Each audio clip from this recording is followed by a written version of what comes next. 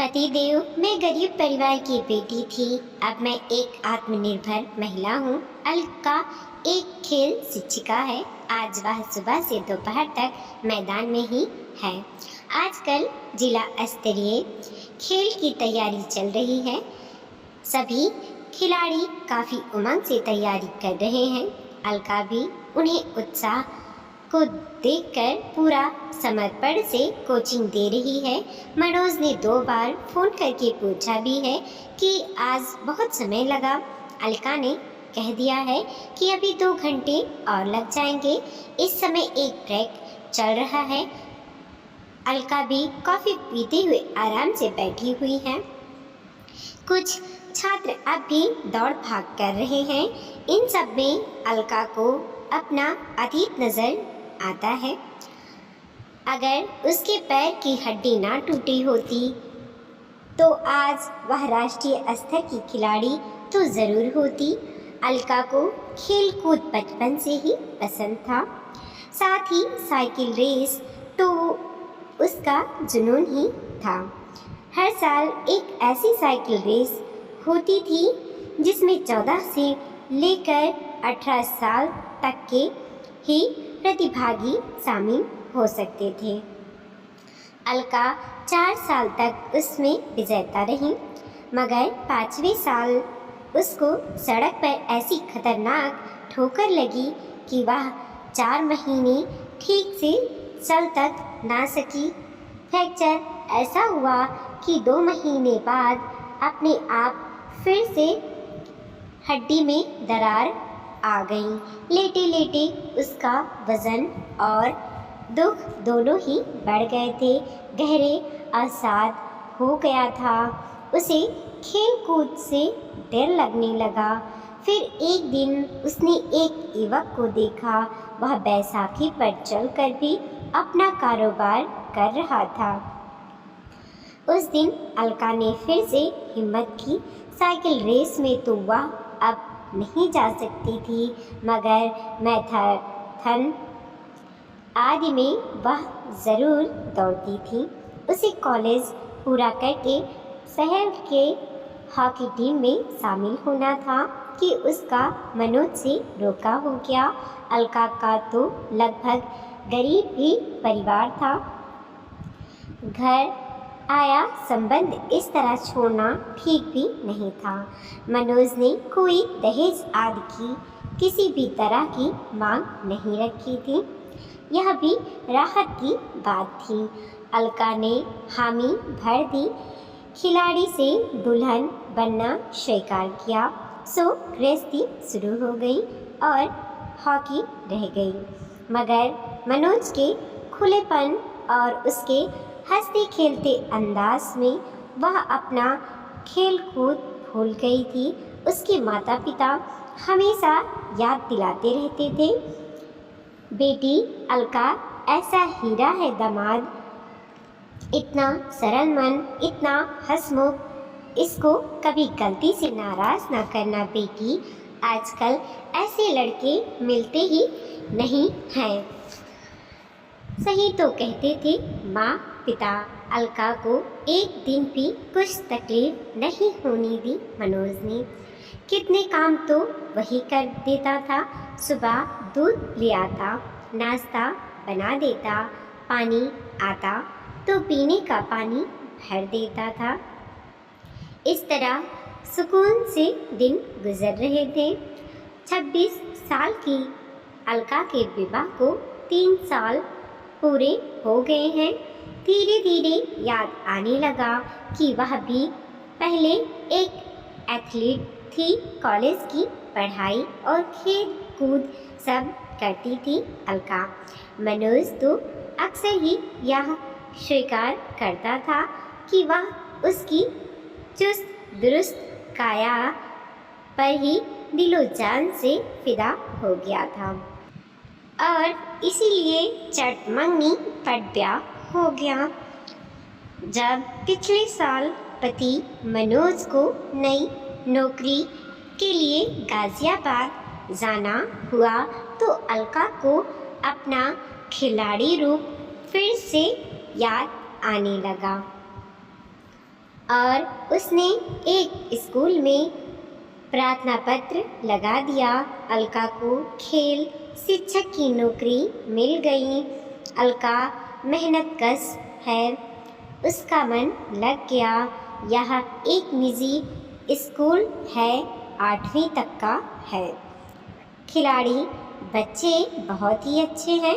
अलका इनका खूब अभ्यास करवाती है। मनोज यहाँ एक चावल की मिल में नौकरी करता है। इस साल नई नौकरी में आने के बाद वह सुपरवाइज़र हो गया है। अलका ने मन ही मन मनोज को याद किया। वह अच्छी तरह जानती है कि आज वह ठीक 4 बजे आया होगा। पहले वह एक कॉफ़ी बनाएगा, फिर अलका के लिए सैंडविच बनाकर रख देगा।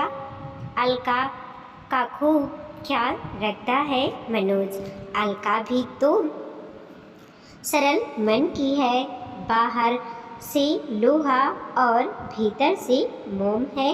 मनोज और उसका बंधन इसलिए इतना मजबूत है।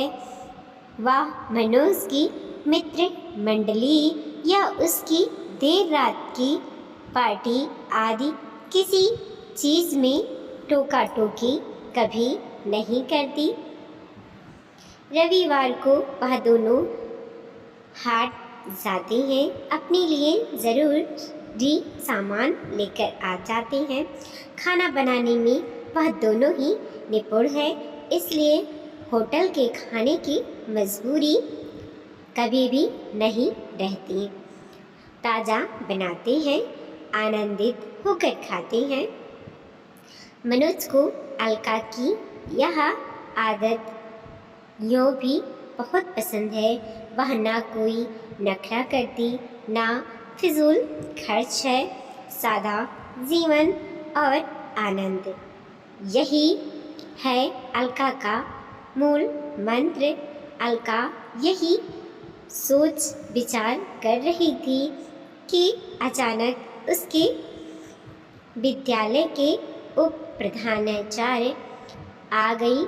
मैदान में उनको देखकर अलका को बेहद खुशी हुई। वह भी इस तैयारी को लेकर उत्साहित थी। अलका, तुम सुबह से मैदान में हो, अब तुमको जाना चाहिए। मैं इनका देख लेती हूँ। कहो तो मोबाइल से इनकी तैयारी रिकॉर्ड करके भेज दूँ।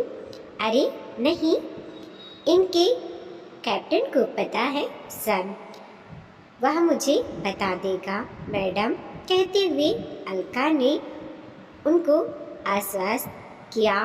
तब तो तुम आराम से जाओ अलका, कहकर उप प्राचार्य मैडम ने अलका को विदा किया। अलका ने समय देखा, मनोज को बताए समय से पहले ही वह घर पहुंच जाएगी। वाह, मनोज को सरप्राइज। उसने रास्ते में एक जगह पर स्कूटी को रोका, जलेबी और समोसे खरीद लिए। अब वह कुछ गुनगुनाते हुए घर के मार्ग पर थी। मनोज को लगेगा कि वह देरी से आने वाली है, मगर वह झट से हाजिर हो जाएगी। खूब मज़ा आएगा। उसने कुछ दूर से अपना घर देखा। घर के बाहर एक जानी पहचानी स्कूटी खड़ी थी। ओह, जया जीजी, उनकी परिचित जया जीजी यहाँ एक निजी क्लिनिक में नर्स हैं। उनके कारण कितना सुख और संतोष है अलका को। एक तो जया जीजी अविवाहित हैं, दूसरा उनके घर आती जाती रहती हैं। उनका मन लगा रहता है। जया दीदी एक बार प्रेम करके सगाई में धोखा खा चुकी हैं। अब विवाह के बंधन में नहीं बंधना चाहती। मगर जया दीदी को आज वह कहेगी विवाह कर लो। जया दीदी हर बार धोखा नहीं होता, वह उनको जीती जागती मिसाल देगी कि जया दीदी जरा मेरे मनोज को भी देखो, कितना सज्जन है, कितना सलोना सज्जन, उसको भी ज़रूर मिलेगा। यही सोचती हुई वह पहुंच गई घर। बाहर तक खिलखिलाहट कर हंसने की आवाज़ आ रही थी। ओह मेरी जान जया! मनोज के मुंह से यह सुना तो अलका घबरा कर ठिठक कर रह गई। कुछ शक हुआ और वह दबे पाँव मेन गेट तक आई। अब सब साफ सुनाई दे रहा था। यह खाओ ना, प्यार से बनाया है सैंडविच। वो अलका पागल आएगी तो देखा जाएगा, अभी तो 1 घंटा है उसके लौटने में। शरारत से ऐसा कहकर मनोज ने शायद कुछ किया था कि जया की तीखी आवाज़ आई। ओह मनु, मेरा गाल तो मत खींचो, मारूंगी। यह सुनकर अलका के पैर जैसे जम ही गए, मगर उसे फिर सुनाई दिया, लो मारो ना, मैं तो बेकरार हूँ मार खाने को। उसके बाद दोनों के हंसने की, दोनों के ही उठकर भागने की, भीतर शयन कक्ष में जाने की तथा शयन कक्ष का दरवाज़ा बंद होने की आवाज़ सुनाई दी। यह अपनी आँखों के सामने होता देखकर अलका को काटो तो खून नहीं, कुछ सोचकर उसने भारी मन से दरवाज़ा खोला और भीतर आई। उसने देखा कि बैठक में टेबल पर नाश्ता सजा हुआ था, मगर आधे से अधिक जूठा था। अलका के दिल ने कुछ कहा। उसने अपना पर्स लिया और अपने पास रखा। जलेबी और समोसा वहीं पटक दिए। अब वह चुपचाप रसोई घर में जाकर चाय बनाने लगी। अचानक अदरक कूटने की आवाज़ ने जया और मनोज को चौंका दिया। वह दोनों अस्त व्यस्त हालत में बाहर आए। यह देखकर हक्के बक्के रह गए कि उनकी पोल खुल गई थी। दोनों ने अलका को बैठकर चाय पीते हुए देखा। अलका ने चाय का घूंट लिया और बस इतना ही कहा, मनोज, मैं गरीब घर की बेटी हूँ, अब मैं आत्मनिर्भर महिला हूँ। तुमको यह खालीपन खुलापन मुबारक हो।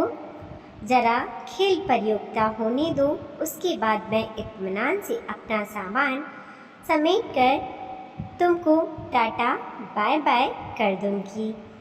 फ़िलहाल यह जलेबी और समोसे का शगुन करोगे, संबंध विच्छेद का यादगार पल। अलका ने इस आत्मविश्वास के साथ यह कहा था। सुनकर जया और मनोज अपनी ही नज़रों में गिर गए थे। वह कहीं के नहीं रहे, मगर अलका ने उनकी तरफ देखा भी नहीं। अब वह ना तो मनोज को पहचानती थी, ना ही जया को। उनसे बेकार बहस करके वह अपनी मानसिक शांति भंग नहीं करना चाहती थी। वीडियो को लाइक कीजिए, कमेंट कीजिए और अपने दोस्तों के साथ ज़रूर शेयर कीजिए। चैनल पर नए हैं प्लीज़ सब्सक्राइब कीजिए और देखते रहिए मोटिवेशनल स्टोरी।